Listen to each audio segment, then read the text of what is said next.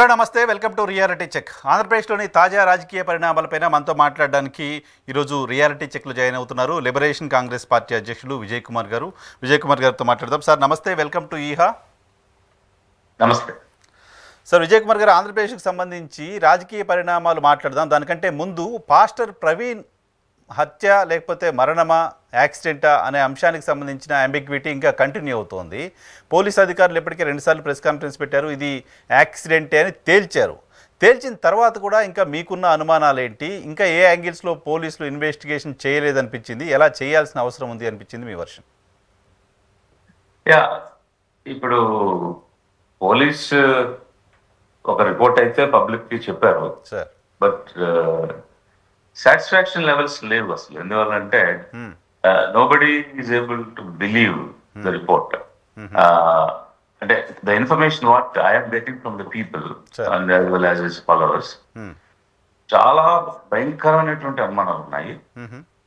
So దీంతో అది accident అని నమ్మే అవకాశం లేదు.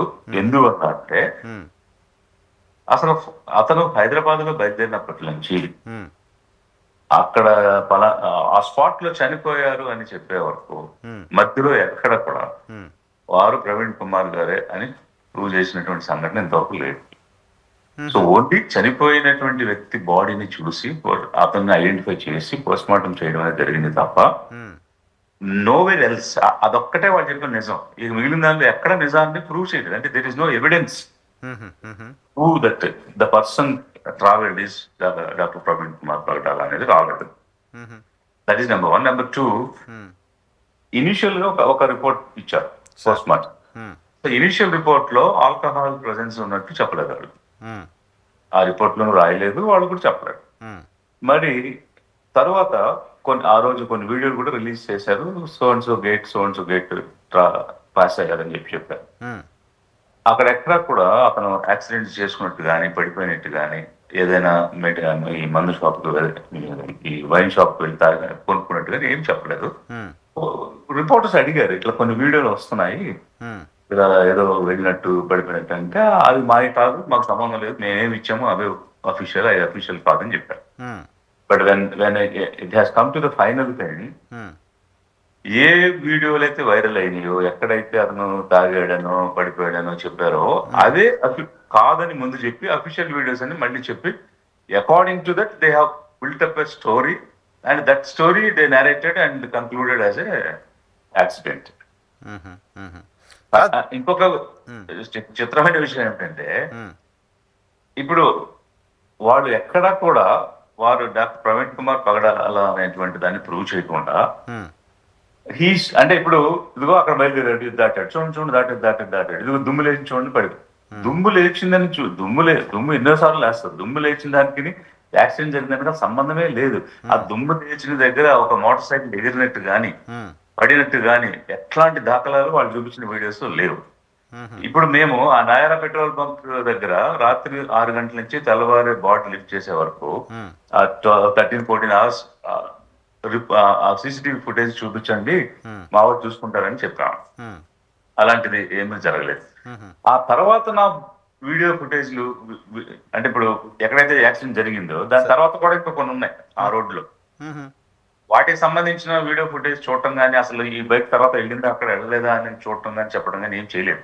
అంటే ఇదేదో ప్రీ కన్సీవ్డ్ నోషన్ లాగా, అంటే ముందుగానే డిసైడ్ చేసుకుని ఇదిగో ఇక్కడ దుమ్ము వచ్చింది కూడా ఇక్కడ యాక్సిడెంట్ అయిందని చెప్పాలనేటువంటి ప్రయత్నం కనిపిస్తుంది తప్ప అది కొట్టి పారేయడానికి ఇంకా ఏం ఆధారాలు ఉన్నాయి అని ఇన్వెస్టిగేట్ చేయటం కానీ, అలాగే ఒకవేళ హత్య జరిగి ఉంటే ఎలా జరిగి ఉండొచ్చు అనే కోణంలో కానీ ఎక్కడ చేసినట్టు పొంది మేము ఇలా చెక్ చేసాం. ఆ తర్వాత వీడియో ఫుటేజ్ చూసాం, చూడండి లేదు 11:42 జరిగింది. అక్కడ నుంచి 1 o'clock 2 o'clock వరకు ఎక్కడ ఇలాంటి బైక్ మూవ్మెంట్ లేదని ఫర్దర్ మూవ్మెంట్ లో చూపించలేదు. ఇంకా వెనక్కి వస్తే వారు ఇది దాటారు, వెళ్ళారు, ఇది వెళ్ళారు, యాక్సిడెంట్ అని ఒక కంక్లూజన్ తో చెప్పేస్తున్నారు తప్ప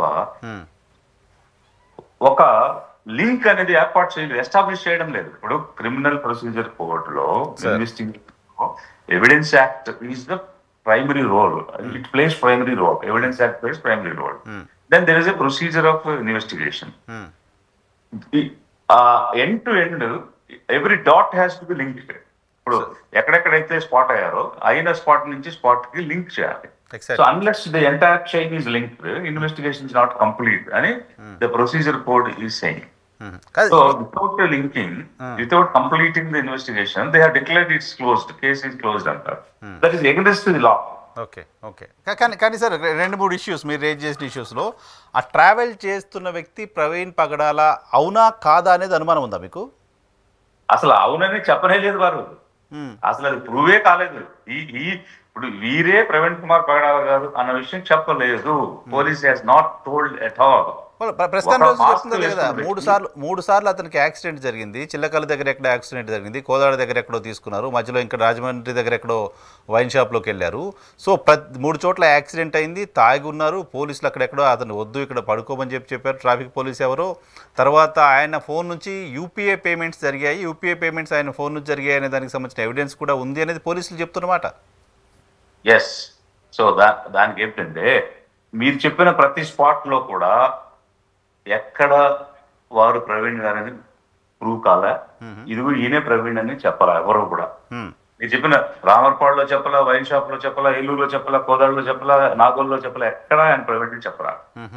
మోరోవర్ ఇప్పుడు అతను బైక్ అతనైనంత మాత్రాన, ఫోన్ అతనైనంత మాత్రాన వ్యక్తి అతనైనా చెప్పడానికి ఎట్లాంటి ఆధారాలు లేవు. And we can't say suppose ఇప్పుడు అతను కొట్టేసి అతని బైక్ ఫోన్ లాగేసుకుని some proxy, some impersonate, some clone ఎవరో అదే అలాంటి డ్రెస్ వేసుకుని ట్రావెల్ చేసి ఉంటే it has to be proved beyond doubt. It's what has shown are all inadmissible evidences. There is no admissible evidences shown by the investigation officers. So అన్ని inadmissible evidences వారు చెప్పారు. What is that evidence? మీరు చెప్పిన evidence ఏంటి? ఏదో bike మీద వెళ్ళాడు కదా కాబట్టి అతనే, ఆ ఫోన్ నుంచి పే చేశారు కదా కాబట్టి అతనే. అది అలా it's not an admissible evidence, it's inadmissible evidence. Admissible evidence ఏంటంటే అతను ఆ వ్యక్తి తన చేతితో ఫోన్ పట్టుకుని ఫోన్ పే చేసి ఉంది, ఇదిగో ఆ మంచి క్లియర్ కనిపిస్తున్నాడు చేశాడంటే ఎస్ ఇట్స్ అడ్మిసిబుల్ ఎవిడెన్స్. అలాంటిది ఏం లేదు అక్కడ, అలాంటిది జరగలేదు. వైన్ షాప్ లో అతను ప్రవీణ్ పగడాలుగా చెప్పబడుతున్న వ్యక్తి వైన్ షాప్ లో లిక్కర్ బై చేస్తున్న వీడియో కూడా ఒకటి పోలీసులు రిలీజ్ చేశారు. కరెక్ట్. అది కూడా ఎంటైర్ 12 hours 42 minutes ట్రావెల్ లో వారు ఇచ్చిన టైమింగ్స్ నేను చెప్పేది. Nowhere this face is visible, ఎక్కడ వాళ్ళ ఫేస్ చూపించలేదు. కంటిన్యూస్ గా మాస్క్ పెట్టుకునే ఉన్నారు, కంటిన్యూస్ గా హెల్మెట్ పెట్టుకునే ఉన్నారు. మామూలుగా కూడా బైక్ మీద ట్రావెల్ చేసి ఉంటారు. ఈవెన్ పడిపోయినప్పుడు కూడా హెల్మెట్ పెట్టుకునే ఉన్నారు, అక్కడెక్కడ పెట్టుకునే ఉన్నారు. అసలు సాధారణంగా మన హెల్మెట్ పెట్టుకుని ఎక్కడికైనా వెళితే the moment you stop first thing you do is remove the helmet కదా. It's human tendency. అలాంటిది అసలు ఎక్కడ అతను ఆగింది లేదు, తాగింది లేదు, కనీసం వాష్రూమ్కి వెళ్ళింది లేదు, కొన్న మందు ఎక్కడ తాగాడో తెలియదు, తాగినోడు తినాలనేటువంటి క్రేవింగ్ ఉంటుంది, ఆ తిన్నది కూడా ఎక్కడ జరగలేదు. అలాంటి చోట ఆగాడు, తిన్నాడు. ఇప్పుడు మన హైవే మీద 7 లాంటి చాలా రిసార్ట్స్ వచ్చాయి, what ever dhabas what ever ఈ కాల్. అక్కడ అన్ని చోట్ల సీసీటీవీస్ ఉన్నాయి, కెమెరాస్ ఉన్నాయి. హైదరాబాద్ లో సీసీటీవీ కెమెరాల్లో ఇది బయలుదేరాడు, ఇది కాస్త ఈ సిగ్నల్ క్రాస్ అయ్యాడు, ఆ సిగ్నల్ క్రాస్ అయ్యాడు, నాగల్ దగ్గర ఆగాడు, అక్కడ వైన్ కొన్నాడు, ఇవన్నీ చెప్పారు కదా. ఏదో some rum brand what ever the brands told చెప్పారు కదా. మరి విజయవాడలో స్క్యూ బ్రిడ్జ్ దగ్గర నుంచి రామర్పాడు వచ్చేవాడు 4 చోట్ల సీసీటీవీలు ఉన్నాయి. బెంచ్ సర్కిల్ లో ఉంది, నిర్మలా కాన్వెంట్ లో ఉంది, గవర్నమెంట్ జనరల్ హాస్పిటల్ దగ్గర ఉంది, రామర్పాడు సెంటర్ లో ఉంది, ఇంకా తర్వాత సిగ్నల్స్ లో కూడా ఉన్నాయి. అక్కడ ఎక్కడ సీసీటీవీ లేవే, అదే ఫుటేజ్ లేదే, అదెందుకు చూపించలేదు? ఏం చెప్తున్నారు పోలీసులు దానికి? ఆ సీసీ ఫుటేజ్ పైన లేదు, దే డిడ్ంట్ షో. ఇదంతా ఒక ఎత్తు అండి. ఇందులో అతి దారుణమైన విషయం ఏంటంటే అతను క్యారెక్టర్ అసాసినేషన్ చేశారండి. వాళ్ళు యాక్సిడెంట్ గా చెప్పాలనుకున్నారు, అది యాక్సిడెంట్ అయ్యింది అని ఒక పాయింట్ వరకు ఉండుంటే మొదటి పోస్ట్ మార్టం రిపోర్ట్ లో అసలు ఇక్కడ చూడాల్సింది ఏంటంటే మనం ఎందుకు మనం సస్పిషియస్ గా ఉన్నాము ఈ అంశంలో అంటే పోలీసులు నమోదు చేశారు కదా సస్పెక్షన్. ఎందుకు అనుమానించాల్సి వస్తుంది ఇన్వెస్టిగేషన్ అనే దానికి ప్రాథమికంగా అసలు ఎలాంటి ఇన్వెస్టిగేట్ చేయకుండా ముందు యాక్సిడెంట్ అని డిక్లేర్ చేశారు. వాళ్ళు పెట్టిన సెక్షన్స్ కూడా యాక్సిడెంట్ అని పెట్టేశారు డైరెక్ట్ గా. ఫస్ట్ పెట్టిన సెక్షన్స్ మీరు కావాలంటే రికార్డ్ వెరిఫై చేయండి. ఫస్ట్ యాక్సిడెంట్ సెక్షన్స్ పెట్టారు. అక్కడ వచ్చిన జనం అందరూ గోల చేస్తే సెక్షన్స్ ని మార్చారు. They have modified as a suspicious death. So that means they have pre concluded. అప్పుడు గవర్నమెంట్ సైడ్ నుంచి ట్వీట్ చేసినటువంటి ఎడ్యుకేషన్ మినిస్టర్ గానీ లేదా దిగ్భ్రాంతిని వ్యక్తం చేసిన హానరబుల్ సీఎం గానీ అదే ఇలా యాక్సిడెంట్ లో పలానా వ్యక్తి చనిపోయినందుకు మేము దిగ్భ్రాంతి వ్యక్తం చేస్తున్నాము, అయితే కొంతమంది అనుమానం వ్యక్తం చేస్తున్నారు కాబట్టి పోలీసు వారిని సరిగా దర్యాప్తు చేయమని చెప్తున్నాము. అదేంటండి ఇప్పుడు వాళ్ళు ఎలా కంక్లూడ్ చేస్తారండి? అసలు ఇన్వెస్టిగేషన్ అవ్వలేదు, రిపోర్టే రాలేదు, పిఎంఏ రాలేదు, అయినా యాక్సిడెంట్ లో పాస్టర్ గారు చనిపోయారు కాబట్టి మేము విచారణ వ్యక్తం చేస్తున్నాం అని ఎలా ఉంటుంది? సో ఇన్వెస్టిగేషన్ ప్రాసెస్ ని ఎవరో ఇన్ఫ్లుయెన్స్ చేశారు అనేది మీ అనుమానం. అంటే ఇప్పుడు వీళ్ళు ఇప్పుడు ఒకసారి సీఎంఓ లేకపోతే ఒక మంత్రి ఇది యాక్సిడెంట్ లో చనిపోయినందుకు మేము సంతాపం అనగానే ఆయన మాట స్టాండ్ కావాలి కాబట్టి ఏదో రకంగా దీన్ని యాక్సిడెంట్ అని చెప్పాలనేటువంటి ప్రయత్నం. సో అంత ప్లాన్డ్ గా ప్రవీణ్ పగడాల్ గారి ఆయన వాడే బండి సేమ్ కలర్ బండి, సేమ్ నంబరు, సేమ్ ఆయన డ్రెస్సింగ్ స్టైల్ లాంటి డ్రెస్సు వేసుకున్న మనిషిని తీసుకొచ్చి పలానా ప్లేసుల్లో ఆయన యాక్సిడెంట్ జరిగినట్టుగా కొన్ని వీడియోస్ చిత్రీకరించి ఇవంతా చేయడం సాధ్యమవుతుందా విజయ్ కుమార్ గారు? ఇది నథింగ్ అండి. ఇప్పుడు బైక్ అయిందే, ఫోన్ అయిందే, దాని మీద పెద్ద డిస్ప్యూట్స్ అయితే ఏం రాలేదు. నా దృష్టికి అయితే అనుమానం లేని తీసుకురాలేదు ఎవరు. సో అతని బైక్ అతని ఫోన్ వాడు పట్టుకుని బయలుదేరారు. ఇప్పుడు మిషన్ ఇంపాసిబుల్ డెడ్ రెకనింగ్ అనే మూవీ వచ్చింది టామ్ క్రూజ్. చాలా సెవరల్ ప్లేసెస్ లో దే పుట్ మాస్క్స్. అయితే ఆ మాస్క్లు అంటే ఇంకా మన వాళ్ళు ఇంకా అంత హై టెక్నాలజీకి రాలేదు. ఆ మాస్క్ ఫేస్ మాస్క్ అంటే ఫేస్ ఆఫ్ మాస్క్ లైక్ ఇప్పుడు ఇతను పెట్టుకుంటే మామూలు మంకీ టైప్ మాస్క్ పెట్టుకున్నాడు కాబట్టి కళ్ళు మాత్రం కనిపిస్తున్నాయి. బట్ అవి కంప్లీట్ గా ఫేసే మారిపోతాయి. రాబోయే రోజులు అలాంటివి కూడా జరుగుతాయో మనకు తెలియదు. అదైతే అసలు అప్పుడు ప్రవీణ్ లాంటి మాస్క్ పెట్టేసుకుంటే ప్రవీణ్ అని చూపించేస్తే నమ్మాల్సిన పరిస్థితి ఏర్పడి ఉండేది.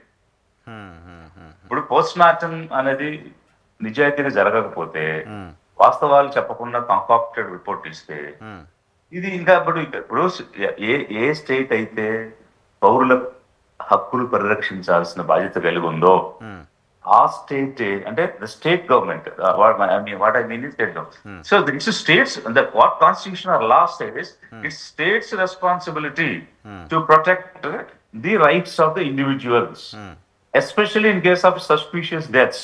The onus lies on the state. It has to bring out the facts. Okay, ఇదంతా ఇప్పుడు మనం జరిగిన తీరు గురించి మాట్లాడాం కదా. నేను ఒక్క లాజికల్ క్వశ్చన్ అడుగుతున్నానండి. ఇతను తాగాడు అంటే నేను క్యారెక్టర్ అసాసినేషన్ ఇందాక అన్నాను కదా, ఇప్పుడు అది చాలా అతి దారుణమైనటువంటి అంశం అండి. అందరూ కృంగిపోతున్న అంశం. ఒకవైపు కుటుంబం గాని అతని లక్షల మంది ఫాలోవర్స్ గాని తీవ్రంగా బాధ పెట్టిన అంశం ఏంటంటే, ఒకటి వాళ్ళు ముందుగానే అనుకున్నారు యాక్సిడెంట్ అని చెప్పాలని. ఒక యాక్సిడెంట్ అనేది రెండో రిపోర్ట్ లో కూడా చెప్పుంటే కొంత మేరకు నిజంగానే యాక్సిడెంట్ అయిందేమో అని ఒక అనుమానంలో అవునో కాదో అన్నట్టు ఉంటుండేవాడు. ఇప్పుడు తాగి చచ్చిపోయాడు అన్న అంశం చెప్పేటప్పటికి ఎవరు తట్టుకోలేకపోతున్నాడు. That's my report I got, public opinion నేను చెప్తున్నాను. ఎందువల్ల అంటే ఇప్పుడు నిజంగానే అతను తాగే అలవాటు ఉంటే ఫోన్ పేలు ఆ రోజు చిల్లర కొట్టుల్లోకి వెళ్ళి రోడ్ సైడ్ షాపుల్లోకి వెళ్ళిపోతూ ఉన్నాడు. అతను ఒక డీసెంట్ లైఫ్ చేస్తున్న వ్యక్తి, he has cars, he has better accommodation అన్ని ఉన్నాయి కదా. జనరల్ గా ఎక్కడ కొనుక్కుంటారు? ఏ టానిక్ లాంటి షాప్ లేదా వైన్ మార్కెట్ అట్లాంటి చోటుకి వెళ్ళి కొంటారు. మరి ప్రీవియస్ హిస్టరీ, సైకలాజికల్ బిహేవియర్ అంటే how he drinks, what kind of brands he buys, how he drives on bike whenever he goes on motorcycle. Valid. Ada history clear kadandi. Definitely valid. That's what investigation demands. The law demands. You should establish his characteristics. You should establish his habits. When you are saying he is a drunkard, then you should establish over the years. At least last 6 months. ఎప్పుడో 10 రోజుల క్రితం అంటే ఒక some common man చెప్తా ఉన్నాడు టీవీలో, 10 రోజుల క్రితం ఒక చోట ఏదో రాజమండ్రిలో కొన్నాడు. ఎవరో వస్తే వాళ్ళకి పోయించడానికి తెప్పించి, అంటే నాకు తెలిసిన ఇన్ఫర్మేషన్ ఏంటంటే కొంతమంది డ్రంకర్స్ ఉంటారు కదా, వాళ్ళు తాగుతానంటే మందు ఇచ్చి తాగిస్తూ అతనికి చెప్తూ, అంటే ఇప్పుడు మామూలుగా డీ అడిక్షన్ చేయడానికి ఎట్లయితే మనం చేస్తామో అలా కూర్చోబెట్టి వాళ్ళని కౌన్సిలింగ్ చేసి తాగుతున్న సమయంలోనే వాడు నిర్ణయం తీసుకుని ఇక మీద నేను తాగను అని లేచిపోయి ఆ మందు పడేసినటువంటి సిచ్యువేషన్స్ ఎగ్జాంపుల్స్ ఉన్నాయని చాలా మంది నా దగ్గర చెప్పారు. అంటే ఆ రకమైనటువంటి కౌన్సిలింగ్ సైకలాజికల్ ఎబిలిటీస్ ఉన్నాయని కానీ చెప్పారు వాళ్ళు. అంటే నేను ఉన్నది మీకు చెప్తున్నాను. సో అలాంటి వ్యక్తి తాగాడు అన్నప్పుడు మరి ప్రూవ్ చేయరు కదా మీరు. ఓకే, ఈ రోజు అతనే అంటే వాళ్ళే అతనే కొన్నాడు, అతనే తాగాడు అనుకుందాం కాసేపు. మరి ప్రీ హిస్టరీ ఉండాలిగా. కరెక్ట్. అసలు దాని ఒక మాట లేదు. నేనేం చెప్తున్నానంటే it's broken chain. The investigation is completely broken. It is not a linked activity. Hyderabad లో బయలుదేరిన తర్వాత అక్కడ 4 పాయింట్లు చూపించి ఇలా వెళ్ళాడు కాబట్టి, ఇలా పడిపోయాడు కాబట్టి, ఇలా తాగేసాడు, ఇలా చచ్చిపోయాడు. కానీ మీరు మాట్లాడుతున్నారు మొదటి రోజు ఆయన చనిపోయినప్పుడు మాట్లాడిన కొంతమంది కూటమికి సంబంధించిన నాయకత్వం, కూటమికి సంబంధించిన వాళ్ళు కూడా, కమ్యూనిటీకి సంబంధించిన వాళ్ళు, ప్రవీణ్ గారిని ఫాలో అవుతున్న వాళ్ళు చాలా మంది ఉన్నారు. ఈ బాడీ చూసినప్పుడు ఏదో అనుమానాలు వస్తున్నాయి, డెఫినెట్గా చాలా ఆవేదన ఉంది అని మాట్లాడారు. వాళ్ళంతా కన్విన్స్ అయ్యారు. ఇప్పుడు కన్విన్స్ అయ్యారంటే ఇప్పుడు ఇట్స్ పొలిటికల్ సిస్టమ్. సో ఇప్పుడు గంటా శ్రీనివాసరావు గారు ఎక్స్ మినిస్టర్ గారు ఉన్నారు కదా, వారు ఏమన్నారు, హైదరాబాద్ నుంచి విజయవాడ నుంచి విశాఖపట్నం వెళ్ళాలంటే ఆంధ్ర నుంచి ఆంధ్రాకి తెలంగాణ వెళ్ళి వెళ్ళాల్సి వస్తుంది, సరైన ఫ్లైట్స్ లేవన్నారు. దానికి వెంటనే వాళ్ళ పార్టీ, వాళ్ళ ప్రభుత్వం ఏం చెప్పింది, ఇప్పుడు సివిల్ ఏవియేషన్ మినిస్టర్ మనవాడే, మన పార్టీ వాడే దాని మాకు చెప్పాలి కదా, నువ్వు పేపర్లు చేయటం ఏంటి అని అతన్ని గద్దించింది, వద్దించింది, కౌన్సిలింగ్ చేసింది. అంత స్థాయిలో ఉన్న వాళ్ళు ఏదో చిన్న, ఇప్పుడు it's general issue, it's general issue, nothing to do with the political party. So అతను ఫ్లైట్స్ డైరెక్ట్ గా ఉండాలి అనేది అడుగుతున్నాడు. ఉన్నాయి క్యాన్సిల్ చేశారు అనేది కూడా బాధ. ఇంకా అన్న దానిలో వాట్ ఈస్ రాంగ్? ఇప్పుడు ఎవరు మంత్రులు, ఇప్పుడు అదే అందుకే మంత్రికి ఏం రిఫ్లెక్ట్ అవ్వదు కదా. ఆ సజెషన్ వల్ల పాజిటివ్ తీసుకుని డైరెక్ట్ ఫ్లైట్స్ వేయొచ్చు కదా, దానికి అంత ఫీల్ అయిపోవాల్సిన అవసరం ఏంటి? సో దాని మీదే అలా ఉన్నవాళ్ళు ఇట్లాంటిది ఏదో ఒక వెస్టెడ్ ఇంట్రెస్ట్ లేకపోతే వెనకాల ఇంకేదో వ్యూహమో కుట్రో కాన్స్పిరసీ ఉండుంటే అది ఎక్కడ బయటకు వస్తుందని ఎందుకు వాగారు, నోరు మూసుకొని ఉండండి అని చెప్పొచ్చు కదా. ఇప్పుడు పవన్ కళ్యాణ్ గారి గురించి సబ్జెక్ట్ వచ్చినప్పుడు లోకేష్ డిప్యూటీ సీఎం, అతను డిప్యూటీ సీఎం అని అంటే వాళ్ళందరినీ నోరు మూసుకొని ఉండండి అని చెప్పారు కదా. చెప్పారు. అలాంటివి చెప్పగలిగింది. ఇలాంటి విషయంలో నోరు మూసుకొని ఉండడం కాదు, వార్నింగ్ కూడా ఇచ్చి ఉండొచ్చు, అంతే కదా. మరి లేకపోతే అసలు ఇంకొక భయంకరమైన విషయం నా దృష్టికి వచ్చింది చెప్తున్నాను మీకు. Pastors were threatened, they were given notices. చాలా మందికి రిటర్న్ నోటీస్ ఇచ్చారు, పిలిచి భయపెట్టి భయభ్రాంతికి గురి చేసి మాట్లాడటానికి వీల్లేదు అని చెప్పినటువంటి డేటా నా దగ్గర చాలా. ఆయన ఇప్పుడు సేకరణ కూడా తెలుస్తున్నారు. చాలా మంది పాస్టర్ ఎవరైనా ఎంతమందిని భయపెట్టారు, ఎంతమందిని కౌన్సిలింగ్ చేశారు, ఎంతమంది నోటీసులు ఇచ్చారు అనే డేటా కూడా తీసుకున్నారు. 11 మంది కేసులు పెట్టామని కూడా చెప్తున్నారు, పోలీసులే చెప్తున్నారు. 11 మంది భయపడిపోయారు. అసలు ప్రజాస్వామ్యంలో భయపెట్టడం ఏంటండి? We are not in Afghanistan, we are in India, which is the largest democratic country in the world. So ఇక్కడ ఆ రకమైనటువంటి విధానం ఏంటి? ఇప్పుడు స్టేట్స్ రెస్పాన్సిబిలిటీ పూర్తిగా విస్మరించి తిరిగి ఎవరి హక్కులైతే కాపాడాలో వాళ్ళ మీద దాడి చేయటం ఏంటి, వాళ్ళని భయపెట్టడం ఏంటి, వాళ్ళని మాట్లాడకుండా నోరు నొక్కేయటం ఏంటి? ఇదే ప్రజాస్వామ్యం. సో ఇప్పుడు దీనివల్ల వైఎన్ఆర్ గారు, దీనివల్ల జరగబోయేటువంటి పరిణామం ఏంటంటే జనం నోరు నొక్కితే అవకాశం వచ్చినప్పుడు వాళ్ళు నొక్కుతారు. డెఫినెట్ గా చాలా ప్రూఫ్స్ ఉన్నాయి, చాలా ఎగ్జాంపుల్స్. అది కాబట్టి ఈ రోజు ఒక కమ్యూనిటీనో లేకపోతే ఒక సెక్షన్ లేకపోతే ఒక లార్జ్ ఫిలాసఫికల్ ఫాలోవర్స్ ను మీరు అణిచివేద్దామని ట్రై చేస్తున్నారు. తప్పకుండా దీనికి సంబంధించినటువంటి ప్రతిఫలం ఖచ్చితంగా పొందుతారు. వాళ్ళ అవకాశం వచ్చిన రోజు వాడు చూపిస్తారు. సరే, మొత్తం ఎంటైర్ ఎపిసోడ్లో ఫస్ట్ విక్టిమ్ ఎవరు అంటే ప్రవీణ్ గారి కుటుంబం, వాళ్ళ ఫ్యామిలీ. ఇమిడియట్ ఎఫెక్ట్ అయ్యేది వాళ్ళే కదా, ఆయన లేకపోవడం వల్ల. సో ఆ ఫ్యామిలీ వైపు నుంచి ఎందుకు రియాక్షన్ లేదు? వాళ్ళు మాకు ప్రభుత్వంపై నమ్మకం ఉంది, ప్రభుత్వం ప్రాపర్గా ఎంక్వైరీ చేస్తుందనే మాట ఎందుకు మాట్లాడుతున్నారు? వాళ్ళని కూడా ఎవరైనా భయపెట్టారా? వాళ్ళని కూడా ఎవరైనా ఇన్ఫ్లుయెన్స్ చేశారా? వాళ్ళు ఎందుకు అలా మాట్లాడుతున్నారు? ఇక దానికి ఏం చెప్తామండి. ఇప్పుడు ఇంత డిస్కషన్ జరిగిన తర్వాత, చుట్టూ ఉన్న వాళ్ళని భయపెట్టిన తర్వాత, ఇంట్లో మామూలుగా అయితే ఇంట్లో ప్రధానమైనటువంటి వ్యక్తిని కోల్పోయినప్పుడు ఆ ఫ్యామిలీ ఎంత భయంకరమైనటువంటి డిప్రెషన్ లోకి వెళ్ళిపోద్ది. It's irreparable loss which cannot be compensated. అలాంటి సిచ్యువేషన్ లో ఒకవైపు భయం, ఒకవైపు బాధ, తీవ్రమైన ఆవేదన, ఇవన్నీ ఉన్న సమయంలో ఇంకా గవర్నమెంట్ ఇన్వాల్వ్ అయిపోయి అంటే it's a powerful government is in power. So అలాంటి ఒక పవర్ ఉన్నటువంటి వ్యవస్థ చిన్న కుటుంబం మీద వాళ్ళ అధికారాన్ని దాన్ని ఏమంటాం ఆ పవర్ ని చూపిస్తే భయపడిపోతారు కదండి. సో వాళ్ళు అసలు ఏమి మాట్లాడలేకున్నారు, ఏమి బయటకు చెప్పలేకుండా ఉన్నారు, పిల్లలు ఉన్నారు ఏమిటో అనే అంటే ఇక అసలు అది మనం వర్ణించలేము. అంత తీవ్రమైనటువంటి బాధలో భయంలో ఉన్నారు అన్నది నాకు ఉన్నటువంటి సమాచారం. Okay okay okay right sir. తాజా రాజకీయాలు మాట్లాడదాం. సరే, పాస్టర్ ప్రవీణ్ గారికి సంబంధించిన అంశంలో అనుమానాలు అయితే ఉన్నాయి. చాలామంది అనుమానాలు రైజ్ చేస్తున్నారు. అనుమానాలు వ్యాలిడ్గా కూడా కనపడుతున్నాయి, లాజికల్గా కూడా వాళ్ళు రైజ్ చేస్తున్న ప్రశ్నలకి ప్రభుత్వం ఖచ్చితంగా పోలీసులు ఆన్సర్ చేయాల్సిన పరిస్థితి కూడా ఉంది. అసలు ఇన్వెస్టిగేషనే ప్రాసెస్ ఆఫ్ ఇన్వెస్టిగేషన్ ప్రకారం జరగలేదు, ప్రొసీజర్ ప్రకారం జరగలేదు. Broken chain investigation can't stand. Right. Political ఇష్యూస్కి వెళ్తే ఆంధ్రప్రదేశ్లో అమరావతి ప్రాంతంలో మరొక 40,000 ఎకరాల భూసేకరణ చేయబోతున్నామంటూ కొన్ని లీకులు ప్రభుత్వం ఇస్తోంది. అక్కడ ఒక అంతర్జాతీయ విమానాశ్రయాన్ని తీసుకురాబోతున్నాం అని చెప్తోంది. దానికి కూడా ల్యాండ్ పూలింగ్ తరహా విధానాన్ని తీసుకొచ్చే ఆలోచనలో ప్రభుత్వం ఉన్నట్లుగా కనపడుతోంది. సో దీనిపైన మీ రియాక్షన్ ఏంటి మీ పార్టీ నుంచి? అదేనండి, ఇప్పుడు ఈ ఆర్పాటు కార్యక్రమాలు అనేటువంటివి ఈ ప్రభుత్వానికి చాలా ఎక్కువ. 2014 నుంచి 19 వరకు ఉన్న సమయంలో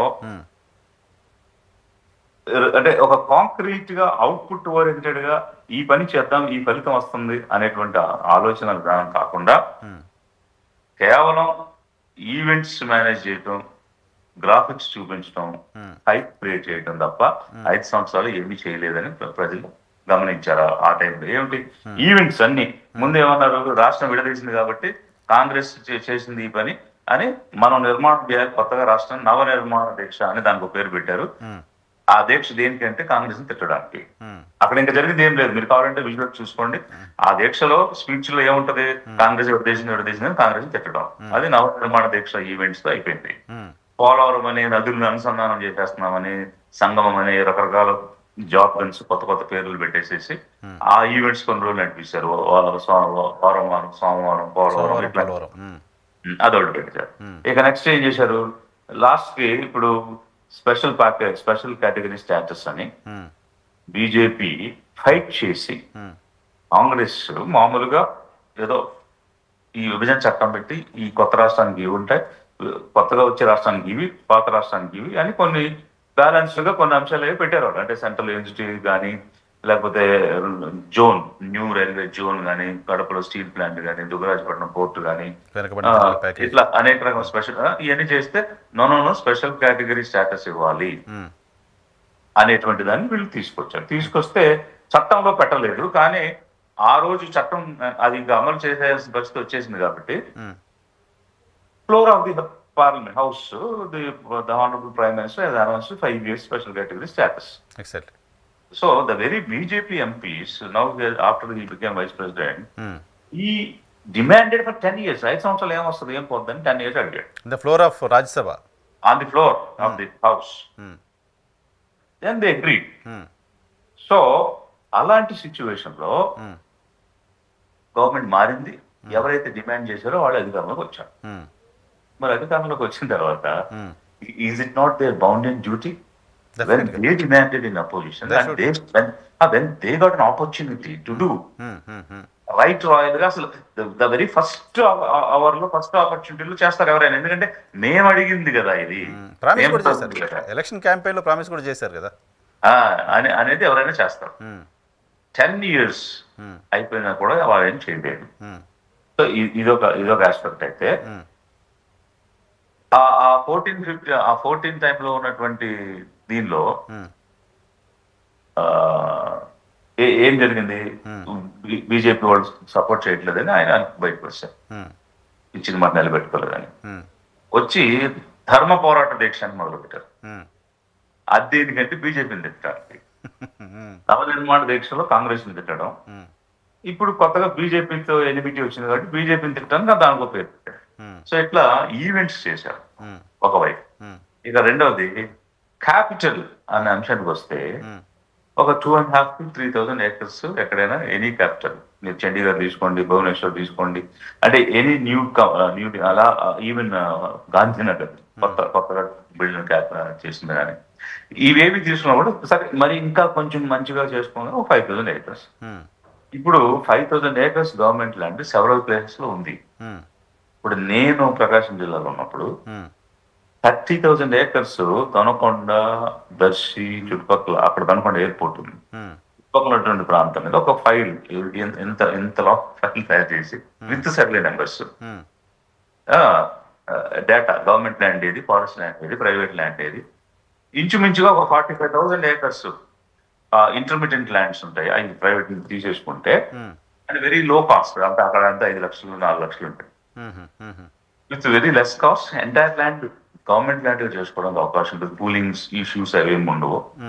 water Nagarjuna Sagar left canal ఉంది, అది వయా మార్కాపూర్ నుంచి దర్శి మీద వెళ్తుంది. దాని నుంచి ఒక బ్రాంచ్ వేసుకుంటే మన సిటీకి డైరెక్ట్ గా వాటర్, అప్పుడు మనం నాగార్జున సాగర్ నుంచి 160 కిలోమీటర్ల పైప్ లైన్ వేసి హైదరాబాద్ నీళ్ళు ఇస్తున్నారు. అవును, దానికంటే ఇది ఆల్రెడీ వెళ్తున్న కెనాలే పక్కన చిన్న బ్రాంచ్ తీసుకుంటే సరిపోతుంది. వాటర్ నెట్వర్క్ ఉంది. ఇవన్నీ కూడా ప్రపోజ్ చేసి పంపించాం. సరే ఓకే, ఇప్పుడు నేనేదో ఒక ప్రపోజల్ ఇచ్చాను కాబట్టి మాది వాళ్ళు పరిగణన తీసుకోవాలనేది మా ఉద్దేశం కాదు.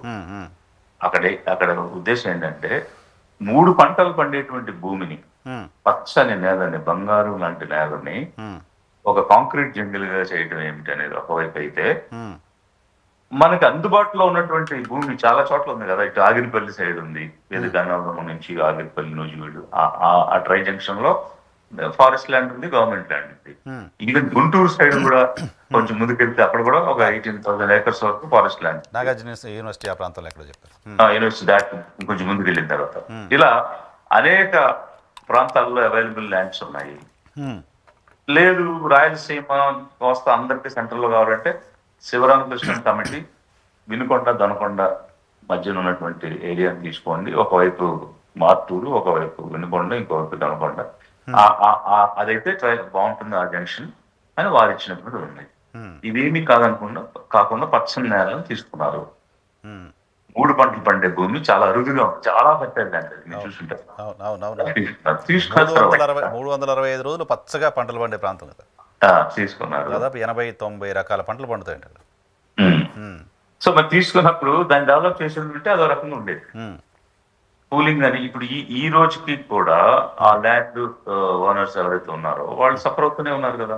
ఒక పక్క పంట పెట్టిపోయారు, ఇంకో పక్క టైంకి వాళ్ళకి ఇచ్చిన ఆన్రోలింగ్ రాదు, చాలా ఇబ్బందులు పడుతున్నది ఒకవైపు అయితే. ఒక్కసారి ఇప్పుడు 10 సంవత్సరాల నుంచి వాళ్ళు పేమెంట్ చేస్తా వచ్చారు, 10 కాకపోతే కొన్ని 7 సంవత్సరాల నుంచి. ఆ పేమెంట్ చేసిన దానికి ల్యాండ్ ఎక్విజిషన్ కాస్ట్ కి ఎంత డిఫరెన్స్ ఉంటుందో కూడా చూస్తే అది ఒక కాస్ట్ ఎకనామిక్స్ కాదా. డెఫినెట్ గా ఏదో ఒక రోజు సిఏజీ నుంచి స్ట్రక్చర్స్ వస్తాయి, వాళ్ళు ఆడిట్ చేసినప్పుడు కూలింగ్ అని చెప్పి తీసుకుని ఇన్ని సంవత్సరాలు ఎంత పే చేశారు, మళ్ళీ తిరిగి ఎంత భూమి ఇచ్చారు, దానికన్నా ఎక్వైర్ చేసి ఉంటే కాస్ట్ ఎఫెక్టివ్ గా అయిపోయింది కదా అనేటువంటి ఒక లాజికల్ ఆడిట్ పారాస్ కూడా వచ్చే అవకాశం ఉంటుంది. ఇటు రైతులను బాధ పెట్టి అటు రాష్ట్రానికి క్యాపిటల్ ప్రాపర్ గా లేకుండా చేయటం జరిగిన అనుభవం తమ వెనక పెట్టుకుని మళ్ళీ 40,000 ఎకరాలంటే అది ఎంత హాస్యాస్పదంగా ఉంటుంది. నాకు ఒక బ్యూరోక్రసీలో చాలా సీనియర్ అధికారిగా పనిచేశారు, నాకు అర్థం కాని విషయం చెప్పండి సార్. 30,000 ఎకరాలు తీసుకుంటే మాకు ఒక 5,000 ఎకరాలు మిగులుతుంది, దాంట్లో ఎయిర్పోర్ట్ కట్టవచ్చు అని చెప్తున్నారు నారాయణ గారు. అది కేంద్ర ప్రభుత్వానికి ఒక చట్టం ఉంది కదా, దేశంలో భూసేకరణకు సంబంధించి కేంద్ర ప్రభుత్వం 2013లో చట్టం తీసుకొచ్చింది. ఆ చట్టం కాకుండా వీళ్ళు ఇటువంటి ఆలోచన అసలు ఎందుకు చేస్తున్నారు, ఏం అవసరం వస్తుంది? అదే కదా ఇప్పుడు నేను చెప్పింది. ఇప్పుడు ఇంచుమించు 10 years సపోజ్ ఇప్పుడు 50,000 చొప్పున కనుక పే చేసి ఉంటే ఒక ఎకరానికి, సో 10 సంవత్సరాలకు 5 లక్షలు అయిపోతుంది కదా. 5 లక్షలు ఎకరం వచ్చేది అక్కడ. ఇప్పుడు అప్పుడు అక్కడ ఎంత ఉంది, 10 లక్షలు ఉంది ఎకరం ఆ టైంలో. ఇప్పుడు మనం ఎక్వైర్ చేసే టైంలో 10 lakhs అరౌండ్ ఉంది ఎకరం. ఇప్పుడు ఎంత కావాలో 5,000 10,000 ఎకరాలు కావాలంటే అంత ల్యాండ్ ఎక్విజిషన్ చేసుకుని ఉంటే అసలు రైతులకి గవర్నమెంట్ కి ఏ రకమైనటువంటి ఇబ్బందులు ఉండే కాదు. ఒకసారి అది ఎక్వైర్ చేసినాక అది కంప్లీట్ గవర్నమెంట్ ల్యాండ్ అండ్ 100% యూటిలిటీకి వస్తుంది. 100% యూటిలిటీ, అవును, యూటిలిటీలోకి వచ్చేస్తుంది, తిరిగి ఇచ్చేది ఉండదు కాబట్టి అందులో. అదొక వైపు. ఇంకొక వైపు ఇప్పుడు మీరు కొచ్చిన్ ఎయిర్పోర్ట్ ఉందండి, ఇట్స్ అన్ ఇంటర్నేషనల్ ఎయిర్పోర్ట్.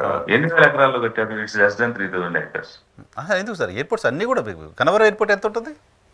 సరే గన్నవరం అంటే కొంచెం చిన్నది అనుకుందాం. హైదరాబాద్ ఎయిర్పోర్ట్కి నేను మొన్న ఎప్పుడో చెక్ చేస్తే హైదరాబాద్ ఎయిర్పోర్ట్కి 5,000 ఎకరాలు మనం అక్వైర్ చేస్తే ఇప్పుడు యూటిలిటీలో ఉంది 1,500 ఎకరాలే. అదే కదా, దానికి 40,000 దేనికి? సో ఇదే ఇప్పుడు ఇట్లాంటివే చేసి జనాల్ని ఇబ్బంది పెట్టడం తప్ప, అంటే అపవాదం తెచ్చుకోవడమును చివరికి మళ్ళీ ఈ గ్రాఫిక్స్ తోటి క్లోజ్ చేయడం తప్ప రియల్ అవుట్పుట్ కానీ రియల్ డెవలప్మెంట్ అనేటువంటిది కానీ లేదు అనేది ఒకవైపు అయితే, మరొక వైపు డైవర్షన్ చాలా హామీలు ఇచ్చేసారు. ఇప్పుడు ముప్పుడుగా చెప్పేసేసి ఎలాగైనా అధికారం డైవర్షన్ చేసుకోవాలి అనేటువంటి ఆలోచనతో అవుదా అవ్వదా అనే విషయం తెలిసినా కూడా, అంటే ఇప్పుడు ప్రజెంట్ సీఎం గారికి బడ్జెట్ తెలియదండి, యాన్యువల్ ఫైనాన్షియల్ స్టేట్మెంట్స్ తెలియవా, సో హౌ మచ్ ఇన్ఫ్లో ఏంటి అవుట్ఫ్లో ఏంటి అనేది తెలుసు కదా అతనికి, ఎంఏ పైగా. So he knows all the details which are practical which are not practicable అనేది తెలుసు. తెలిసి కూడా హామీలు ఇచ్చేసారు కదా. అవును, అంటే దాని ఉద్దేశం ఏంటి, ఇతను చెప్తాడు చేయడులే అని జనంలోని ఒపీనియన్ ని రీట్రేట్ చేసుకోవడానికి చేశారా?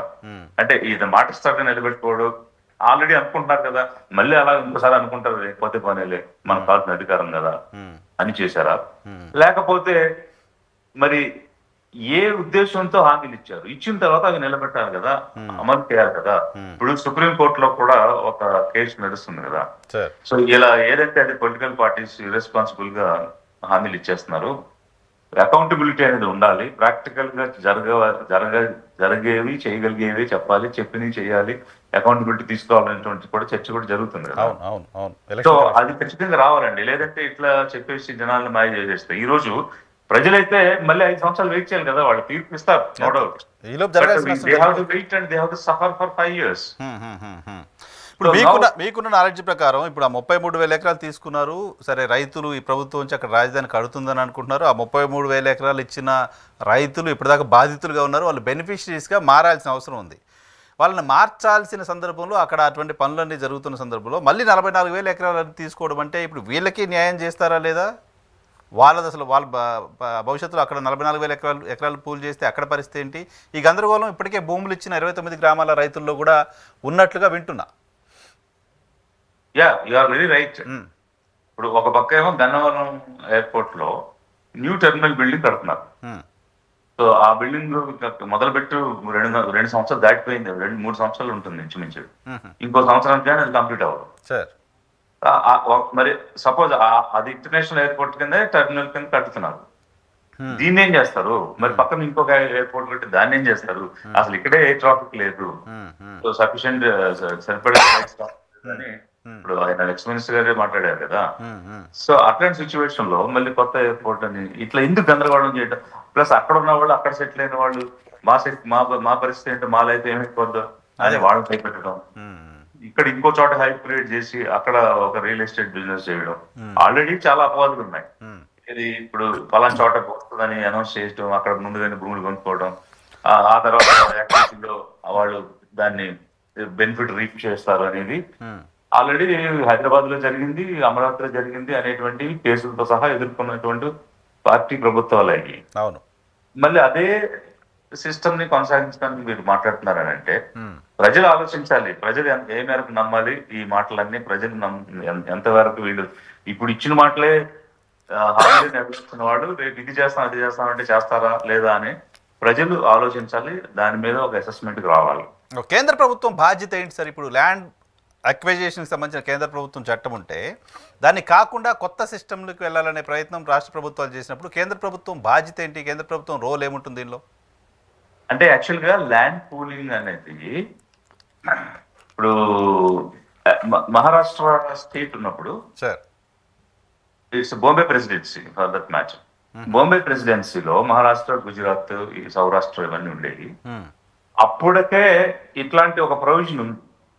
అంటే ప్రజలు కనుక ఒప్పుకుని భూమిని ఇస్తే అది డెవలప్ అయినప్పుడు అందులో కొంత పోర్షన్ వాళ్ళకి ఇవ్వడం అనేటువంటిది ఈ మ్యూచువల్ అండర్స్టాండింగ్ మీద ఆ ప్రొవిజన్ ఒకటి ఉంది. సో ఆ ప్రొవిజన్ ని దృష్టిలో పెట్టుకుని గుజరాత్ లో ఎస్పెషల్ ఇప్పుడు అహ్మదాబాద్ సిటీ డెవలప్మెంట్ అవన్నీ కూడా నేను స్వయంగా వెళ్ళి చూపించాను. అక్కడ నేను ఇక్కడ కూడా వైస్ ఛాన్సలర్ అంటే ప్రజెంట్ సిఆర్డిఏ ఉంది కదా, దాని పాత పేరు విజిటిఎం వుడా అని ఉండేది. ఆ వుడా వైస్ చైర్మన్ ఉన్నప్పుడు నేను అమరావతి అహ్మదాబాద్ వెళ్ళడం, అక్కడ డెవలప్మెంట్, సబర్మతి నది ప్రాజెక్ట్ డెవలప్మెంట్ అవన్నీ చూపించాను, రివర్ ఫ్రంట్ అవన్నీ. సో బాంబే ప్రెసిడెన్సీలోనే ఉంది ఈ కూలింగ్ విధానం అనేటువంటి ఒక విధానం. సో ఇది అంటే ఇండిపెండెన్స్ రాకముందే ఇలాంటి ప్రొవిజన్ ఉంది. ఇదేంటంటే రైతులు ఇష్టపడి ఇస్తే మనం తీసుకుంటాం, దాన్ని ఒక స్కీమ్ చేస్తాం, చేసి ఆ స్కీమ్ లో ఇంత పోర్షన్ మీకు వస్తుంది, ఇంత పోర్షన్ ప్రభుత్వం తీసుకుంటుంది. బట్ డెవలప్మెంట్ బాధ్యత ఆర్గనైజేషన్ అంటే హైదరాబాద్ హెచ్ఎండిఏ లాంటి సంస్థ తీసుకుంటుంది. ఇన్ఫ్రాస్ట్రక్చర్ ఖర్చు అంతా వాళ్ళు చేసుకుంటారు, డెవలప్మెంట్ వాళ్ళకి ఇస్తారు. అది విధానం. So it's legal, it's nothing wrong. దానివల్ల అడ్వాంటేజ్ ఏంటంటే ఇప్పుడు ల్యాండ్ ఎక్విజిషన్ లో మనకి ల్యాండ్ కాస్ట్ తో పాటు 4 times మార్కెట్ వాల్యూ ఇవ్వాలి, దానికి అడిషనల్ మార్కెట్ వాల్యూ ఇవ్వాలి, కాంపెన్సేషన్ అలవెన్స్ ఇవ్వాలి.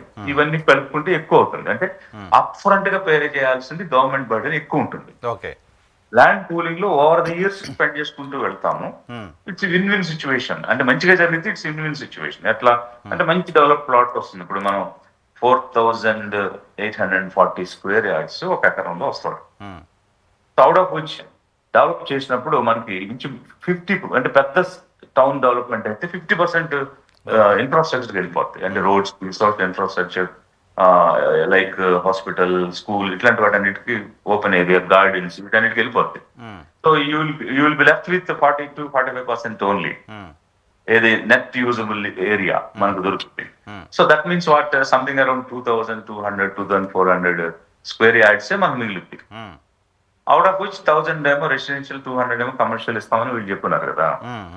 సో అది పోతే మనకు మిగిలేదు ఇంచుమించుగా 2,1,500 అట్లా మిగిలింది ఎకరానికి. అయితే ఇందులో ఒకే ఒక బెనిఫిట్ ఏంటంటే అప్ ఫ్రంట్ గా గవర్నమెంట్ డబ్బు ఖర్చు పెట్టి పే చేయాల్సిన అవసరం ఉండదు. అది తప్ప వేరే అడ్వాంటేజ్ గవర్నమెంట్ కి అయితే ఏమి లేదు. డిలే అవడం వల్ల ఇక గవర్నమెంట్ బర్డెన్ అవుతుంది. డిలే అవడం అది ఎంత డిలే అయితే అంత బర్డెన్ అవుతుంది. రైతులు కూడా ఇబ్బంది, వాళ్ళు కూడా వాడుకోలేదు భూమి. ఇదొకటైతే మీరు మనం నేషనల్ ఎకానమీని కూడా ఆలోచించాలి కదా. ఇక్కడ ఏమవుతుంది, it's national waste. Why? Because ఇప్పుడు 10 సంవత్సరాలు ప్రొడక్టివ్ ల్యాండ్ ని పక్కన పెట్టారు. పెట్టడం వల్ల ఏమైంది, అన్ని సంవత్సరాలు అగ్రికల్చర్ ప్రొడక్షన్ పోయింది కదా. సో ఇట్స్ వేస్ట్ ఎకానమీ కదా. ఇప్పుడు నేషనల్ లెవెల్ ఆలోచించినప్పుడు 33,000 ఎకరాలు ఎక్కువ పూలింగ్ లో తీసుకుంది. Intermediate land another 50,000, together it's 50,000 acres all in all. ఈ 50,000 ఎకరాలు ఇంక్లూడింగ్ అసైన్ ల్యాండ్స్ లో పంటలు పెట్టుంటే ఎన్ని బస్తాలు దిగుమతి వరి వచ్చి ఉండేది, ఎంత దిగుమతి పసుపు వచ్చి ఉండేది, జొన్న వచ్చి ఉండేది, వెల్లుల్లి వచ్చి, అంటే రకరకాల అంశాలన్నీ వచ్చి ఉండేవి కదా. ఈ ప్రొడక్షన్ అంతా లాస్ట్ కదా. ఇట్స్ వేస్ట్ ఎకానమీ అనేది ఒకవైపు అయితే, అంటే ఫర్ ఎగ్జాంపుల్ ఇప్పుడు మన రోడ్లు కనుక బాగోలేదు అనుకోండి, అప్పుడు ఏమవుతుంది, ప్రతి గుంతలు ఉన్న రోడ్ల మీద వెళ్తున్నప్పుడు మనం ఎక్కువ పెట్రోల్ వాడతాం, ఎక్కువ డీజిల్ వాడతాం. ప్రతి సిగ్నల్ దగ్గర 5 నిమిషాలు 10 నిమిషాలు ఆగినప్పుడు మోర్ డీజిల్ విల్ కన్స్యూమ్. ఇదంతా ఎక్కడ పోతుంది, అంత డీజిల్ మన దేశంలో వేస్ట్ అయిపోతుంది. It's waste economy. అది నేషనల్ పర్స్పెక్టివ్ లో కూడా మనం ఆలోచించాలి. ఇప్పుడు 10 సంవత్సరాలు పంటలు పండే భూమిని ఆపి ఆ పంటలు పండనివ్వకుండా, ఆ దిగుబడి రానివ్వకుండా, దానిని ఇటుగిట్లో తేకుండా ఉత్పత్తి ఎలాగో పోయింది. ఇంకోవైపు వేస్ట్ అయింది, ఇంకోవైపు అది కాంక్రీట్ జంగిలైంది. ఇప్పుడు మీకు అక్కడ మొలిచిన పిచ్చి, తుమ్మ మొక్కలు, ముళ్ళ మొక్కలు తీయడానికి కోట్ల రూపాయలు కావాలండి. అది వేళ్లతో పైకి తీసి ఎన్ని క్లీనెస్ చేయడానికి. It's additional investment. మీరు కనుక ఒక అసెస్మెంట్ చేయిస్తే సింపుల్ గా ఎంత అవసరం అంత భూమి ఎక్వైర్ చేసుకుంటూ అంత సపోజ్ ఇప్పుడు 2,500 ఎకరాల్లో 4 క్యాపిటల్ కడతారు. దానికి ఏంటంటే ఒక మాస్టర్ ప్లాన్ తయారు చేస్తాం. ఇప్పుడు మనకు అర్బన్ డెవలప్మెంట్ అథారిటీ రూల్స్ లో మాస్టర్ ప్లాన్ ఉంటుంది, మీకు కూడా ఐడియా ఉంది. ఈ మాస్టర్ ప్లాన్ ఏం చేస్తామంటే ఎక్కడ 4 క్యాపిటల్ వస్తుంది, ఎక్కడ సబ్సిడరీ యాక్టివిటీస్ వస్తాయి, ఎక్కడ ఇండస్ట్రీకి వెళ్తాయి, ఎక్కడ కమర్షియల్ వెళ్తాయి అని మనం చెప్పేస్తాం. ముందే జోన్స్ క్రియేట్ చేసి జోనల్ డెవలప్మెంట్ ప్లాన్ ఇచ్చి పబ్లిష్ చేస్తాం. పబ్లిష్ చేసేసిన తర్వాత ఇప్పుడు గుజరాత్ లో గానీ, బాంబేలో గానీ అలాగే చేశారు. హైదరాబాద్ లో కూడా జోన్స్ వైజ్ ఉంటుంది కదా, కన్స్ట్రక్షన్ చేయలేము. ZDP వచ్చాక రైతులకు తెలుస్తుంది, ఏదో ఒక రోజు ఈ భూమి ఇండస్ట్రీస్ పోతుంది, ఏదో ఒక రోజు ఈ భూమి కమర్షియల్ పోతుంది అన్న విషయం వాళ్ళకి ముందే తెలుస్తుంది. ఈ భూమి నాది రోడ్డుకి పోతుందని తెలుస్తుంది. అందువల్ల ఆ యాక్టివిటీ టేకప్ చేసే వరకు వాళ్ళు వ్యవసాయం మాత్రమే చేసుకుంటూ ఉంటారు. ఇప్పుడు వీళ్ళు 50,000 ఎకరాలు డెవలప్ చేయాలనుకున్నప్పుడు 50,000 ఎకరాలకి మాస్టర్ ప్లాన్ పెట్టేసి ఈ 2,500 ఎకరాల కోర్ క్యాపిటల్ ఏదైతే ఉందో అంతవరకే తీసుకొని ఇది కట్టి తర్వాత మీరు ఇన్స్టిట్యూషన్స్ కి వాటిని ఎలక్ట్రేట్ చేస్తున్న సమయంలో అప్పుడు ఆ మాస్టర్ ప్లాన్ ప్రకారంగా ఏ రోజు ఏ యాక్టివిటీ చేస్తే ఆ సంవత్సరం దాన్ని తీసుకుంటే అంతవరకు అది వృధా ఉండేది కాదు. భూమిని తీసుకోవడం అనేది అవివేకం. ఏదైనా ఇప్పుడు మనకు హైదరాబాద్ అంటే ఎక్కువ బ్యారన్ ల్యాండ్, హిల్స్ ఇవన్నీ ఉన్నాయి కాబట్టి అక్కడ ఎక్కడ కూడా మనం అగ్రికల్చర్ ని కిల్ చేయలేదు. అందుకనే అంత భూమి అంత డెవలప్మెంట్ వచ్చింది. మరి విజయవాడ ఎందుకు? ఇప్పుడు Begumpet airport strip Gannavaram airport strip రెండు కూడా సెకండ్ వరల్డ్ వార్ జరిగేటప్పుడు ఏర్పాటు చేశారు ఒకే టైంలో. అది తాడేపల్లిగూడెం, దొనకొండ, రాజమండ్రి, అదే మధురపూడి ఇవన్నీ వార్ కోసం. అయితే బేగంపేట డెవలప్ అయినట్టు గన్నవరం డెవలప్ కారా? కారణం ఏంటంటే మీకు అక్కడంతా కొండలు, గుట్టలు, ఫెర్టిలిటీ ఉన్నటువంటి భూములు కాదు. డెవలప్మెంట్ ఈజీ అయింది. గన్నవరం చుట్టూ ఎటు చూసినా పచ్చని పొలాలు, నీళ్లు, ఆయకట్ ల్యాండ్స్. సో ఒక ఇంచ్ జరగాలన్నా ఇబ్బందికరంగా ఉండాలి. Valuable lands, high cost lands. ఇప్పుడు మీకు బంజారా జూబ్లీ హిల్స్ లో ₹1,00,000 స్క్వేర్ ఫీట్ ఉండే సమయానికంటే ముందే విజయవాడ బందర్ రోడ్ లో 40,000, 50,000 నడిచింది. అక్కడ రాకముందే అంత రేట్ ఉండేది ఇక్కడ. దీని వల్ల మీకు ఇది డెవలప్ కాకపోవడానికి రీజన్ మెయిన్ ఫెర్టైల్ ల్యాండ్ అవడం. ఇన్ని రకాల ఫ్రీ ల్యాండ్ ఉంది. ఇప్పుడు ఇక్కడ ఫర్టైల్ ల్యాండ్ కాదు, మాక్సిమం ల్యాండ్ గవర్నమెంట్ చేతిలో ఉంది కాబట్టి ఈజీ అయిపోయింది డెవలప్మెంట్, వాటికి ఇబ్బంది లేదు. అదే. సో ఇవన్నీ మన కళ్ళ ముందు అనుభవాలు. అందులో దానిలో పనిచేస్తూ వాడు ఇప్పుడు ఈయన అక్కడ కూడా ముఖ్యమంత్రిగా చేస్తున్నారు. అట్లాంటి పరిస్థితిలో ఒక విజన్ తో వెళ్ళాలి కదా. విజన్ అని మాట్లాడే వాళ్ళు మంచిగా పండేటువంటి భూమిని, పచ్చగా సస్యశ్యామలు ఉన్న దాన్ని చంపడం కంటే పనికిమాలిన భూమిని తీసుకుని దాన్ని వాల్యుబుల్ గా చేయడం, అది కదా సంపద సృష్టి అంటే. తీసేయడం సృష్టి కాదు కదా. పైగా అంతా ఒక దగ్గర పెట్టడం కాకుండా డిస్ట్రిబ్యూషన్ ఆఫ్ ఇన్స్టిట్యూషన్స్ అయినా ఇవన్నీ కూడా మొత్తం స్టేట్లో అన్ని చోట్ల డిస్ట్రిబ్యూట్ చేయడం కూడా అవసరం కదా. క్యుములేటివ్గా స్టేట్ అంతా అభివృద్ధి అవుతుంది, ఇలాంటి ఒక ఇంప్రెషన్ ఇచ్చినట్టు అవుతుంది. సరే, ప్రభుత్వం ఏం ఆలోచిస్తుందో చూడాలి. సో చివరిగా ఆంధ్రప్రదేశ్లో అరెస్టులకు సంబంధించిన చర్చ జరుగుతోంది. నిన్న మొన్న లిక్కర్ కేసులు ఇవన్నీ చూస్తూ ఉన్నాం. సో అరెస్టులు ఏమన్నా ఎక్స్పెక్ట్ చేస్తున్నారా? అరెస్టులు జరిగితే ఎలా ఉంటుంది, ఏంటి, ఏమనుకుంటున్నారు? ఇప్పుడు ఈ వెంజెన్స్ పాలిటిక్స్ మారాలండి. ఒకప్పుడు తమిళనాడులో అట్లా కొంత రోజులు నడిచే తర్వాత అక్కడ కూడా ఇప్పుడు లేదు. ఇప్పుడు స్టాలిన్ లాంటి ముఖ్యమంత్రి ఆయన ముఖ్యమంత్రి అవ్వగానే అమ్మ ఉణవకం అని అన్న క్యాంటీన్స్ పేరు. అవును. ఆ అమ్మ ఉణవకం మీద డిఎంకే వాళ్ళు దాడి చేస్తే ఆ డిఎంకే కార్యకర్తలకు కేసు పెట్టి వాళ్ళ మీద చర్య తీసుకోమని చెప్పారు. ఈ రోజుకి అమ్మ ఉణవకం అనే ఉంటుంది ఆ పేరు. జయలలిత గారి పేరుతో ఉన్నాయి, కంటిన్యూ చేస్తారు. జయలలిత గారి పేరు బొమ్మ కూడా ఆ బొమ్మ కూడా ఉంది. ఈ రోజు కూడా మీరు తమిళనాడు చూడొచ్చు. ఎప్పుడైతే ఆ రకమైనటువంటి విశాల దృక్పథం వారు చూపించారో he was hailed like anything. Correct. అతని క్యారెక్టర్ ఒకసారి చాలా పైకి వెళ్ళిపోయింది. సో అంటే ఒక స్టేట్స్మెన్షిప్ వచ్చింది అతనికి. పొలిటీషియన్ లాగా కాకుండా ఒక రాజనీతి కలిగిన వాడు అనేటువంటి భావన చాలా మందిలో. నిజానికి వెండెట్టా పాలిటిక్స్ కి క్యాపిటల్ లాంటిది తమిళనాడు. అటువంటి చోట ఆ డెసిషన్ ఆయన తీసుకున్నారు. అటువంటి చోట ఆ డెసిషన్ తీసుకుని అరికట్టారు. He could stop it. So అంటే ఆ అకామిడేటివ్ మైండ్, ఆ పేషెన్స్, ఆ సహనం అనేటువంటిది డెవలప్ అయ్యాయి. అలాంటిది మనం కొత్తగా మొదలు పెట్టడం అనేది చాలా అసహ్యంగా ఉంది. ఇది ప్రజాస్వామ్యానికి గొడ్డలు పెట్టి లాంటిది. సో డెమోక్రసీ డేంజర్ అని చెప్పాలి. ప్రజాస్వామ్యం ప్రమాదంలో పడుతుంది ఇట్లాంటి పనులు చేయడం వల్ల. కళ్ళ ముందు ఇప్పుడు అలాగా ఒక ఫ్యాక్షన్ టైప్ పాలిటిక్స్ లేకపోతే జనాలు భయపెట్టడం అనేటువంటివి జరిగినప్పుడు కళ్ళ ముందు అతను ముందున్నటువంటి ముఖ్యమంత్రి గారు ఎలా ఓడిపోయారో అది తెలిసి మళ్ళీ వీళ్ళు కూడా ఇలా రెడ్ బుక్ అనేది, ఎల్లో బుక్ అని, ఆరెంజ్ బుక్ అని చేస్తే అదే గతి వీళ్ళకి కూడా పడుతుంది. ప్రజలైతే ఖచ్చితంగా చూస్తున్నారు కదా. So they are observing everything. Silent గా ఉన్న ఇప్పుడు నోరెక్కున్నంత మాత్రాన వాళ్ళు చేత కదని కాదు, అదుని కోసం ఎదురు చూస్తున్నారని అర్థం. అంతే, వాళ్ళ టైం వచ్చే వరకు వెయిట్ చేస్తారు, వాళ్ళ టైం వచ్చే వరకు చూస్తారు. చివరిగా గోవుల మరణాలకు సంబంధించిన వివాదం కూడా చూస్తున్నాం 2-3 రోజుల నుంచి. తిరుపతి గోశాలలో గోవుల మరణాలకు సంబంధించి హైడ్రామా, విమర్శలు, ప్రతి విమర్శలు ఇవన్నీ కూడా చూస్తున్నాం. కామెంట్ ఏమైనా చేస్తారా దానిపైన? ఇప్పుడు ప్రాణం అన్న తర్వాత ఎవరి ప్రాణమైనా సరే వాల్యూ అండి. సో సో అది కూడా ఇప్పుడు అక్కడ ఇచ్చినటువంటి గోవులు కూడా ఒక బహుమతిగా అంటే దేవుడికి అర్పించినటువంటి దానిగా ఇచ్చున్నారు. వాటిని ఖచ్చితంగా పరిరక్షించాల్సిన బాధ్యత అక్కడ ఉండేటువంటి వ్యవస్థ మీద ఉంటుంది. అది పరిరక్షించకుండా తప్పు జరిగిన తప్పును ఒప్పుకుని దాన్ని మళ్ళీ పునరావృతం కాకుండా ఏం చర్యలు తీసుకుంటున్నాం చెప్పాల్సింది పోయి యాక్షన్ కౌంటర్ యాక్షన్ అనేటువంటిది మాట్లాడటం తప్పు. సో అదే సమయంలో మనం గోవుల్ని ఎంత పవిత్రంగా చూసి ఆ ప్రాణాలు కాపాడాలనుకుంటున్నామో మనుషులు కూడా వాళ్ళ ప్రాణాలు కూడా కాపాడాల్సిన బాధ్యత స్టేట్ కి ఉంటుంది. So they are equally responsible for any animal. ఎందుకంటే మనకి డైరెక్టివ్ ప్రిన్సిపల్స్ ఆఫ్ స్టేట్ పాలసీలో animal husbandry and animal welfare అనే ఆర్టికల్స్ కూడా ఉన్నాయి. ఉన్నాయి 51A లో ఆర్టికల్ 51A లో ఫండమెంటల్ డ్యూటీస్ అని ఒక ఇన్సర్షన్ చేస్తున్నారు. దానిలో వీటిని కాపాడాలనే అంశం కూడా ఉంది. So it's a constitutional obligation to protect animals, animal life as well as human life. So అవన్నీ కూడా పొలిటికల్ విమర్శలకి ప్రతి విమర్శలకి వేదిక కావడం అన్ఫార్చునేట్. నిజానికి అలా జరిగి ఉండకూడదు. Thank you very much Vijay Kumar గారు మా కోసం సమయం కేటాయించినందుకు.